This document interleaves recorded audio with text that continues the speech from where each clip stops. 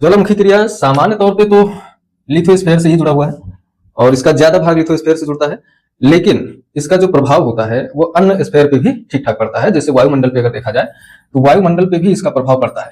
मंडल में जब ये धूल कण और गैसेस की मात्रा पहुंच जाती है तो ये कई तरह के प्रभाव उत्पन्न करती है वायुमंडल में। जैसे पहली चीज तो सूर्य तप को प्रभावित करेंगे। सूर्य तप यानी सूर्य से आने वाला तापमान या सूर्य से आने वाली विकिरण आप कह सकते हैं, इनकमिंग सोलर रेडिएशन, उसको प्रभावित करेंगे, उसकी मात्रा को प्रभावित करेंगे। दूसरी चीज की इस दौरान जब बहुत सारी गैसें रिलीज होती हैं पृथ्वी से या मैग्मा से अलग होती हैं और वायुमंडल में पहुंचती हैं, तो वायुमंडल की जो गैसीय संगठन है, गैसों का जो एक संगठन पाया जाता है और एक निश्चित संगठन होता है कि कितनी मात्रा में वायुमंडल में कार्बन डाइऑक्साइड है, 0.03%, नाइट्रोजन कितना परसेंट है, ऑक्सीजन कितना परसेंट है, ये एक निश्चित संगठन होता है और इस संगठन में भी ये क्या करते हैं, परिवर्तन ला देती हैं गैसें।